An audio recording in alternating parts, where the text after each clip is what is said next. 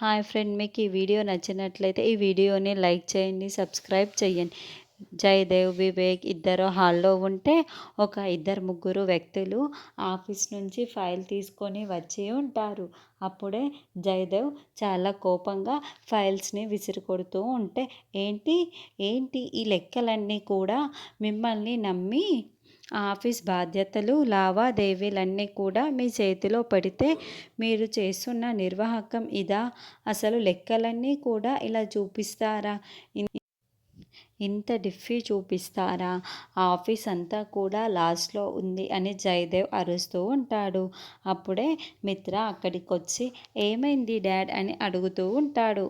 మనీషా, దేవయాని చాటు నుండి ఇదంతా వింటూ ఉంటారు. ఆఫీస్ లావాదేవీలన్నీ ఇంత దారుణంగా ఉన్నాయో తెలుసా? వీళ్ళని నమ్మి వీళ్ళని చేతిలో పెట్టినందుకు అంతా కూడా డెఫ్యూగా ఉంది. ఇలాగైతే మనకు చాలా నష్టం వస్తుంది తెలుసా?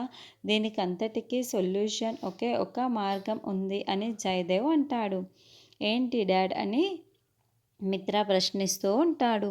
ఇప్పుడున్న డెఫ్యూ తగ్గిపోయి మనం మళ్ళీ బాగా రన్ అవ్వాలి అంటే నువ్వు జేఎంఆర్ గారి ప్రాజెక్టుని చేపట్టాలి. ఆ ప్రాజెక్టు నువ్వు చేస్తే తప్ప మనం కోలుకోలేని పరిస్థితి అని జయదేవ్ చెబుతాడు.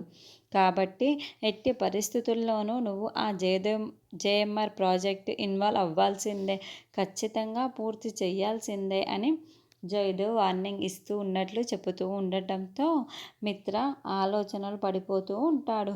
మనిష మాత్రం చాలా టెన్షన్ పడుతూ ఉంటుంది. తర్వాత మిత్ర, లక్ష్మి, అర్జున్లతో మాట్లాడిన మాటలన్నీ గుర్తు చేసుకుంటూ ఉంటాడు. మీరు ఖచ్చితంగా ఈ ప్రాజెక్టులో మాకు హెల్ప్ చెయ్యాలి మిత్ర గారు. మీ ప్రాజెక్టు కూడా చాలా బాగుంది, ప్రజెంటేషన్ చాలా బాగుంది అని లక్ష్మి చెప్పిన మాటలని గుర్తు చేసుకుంటూ ఉంటాడు.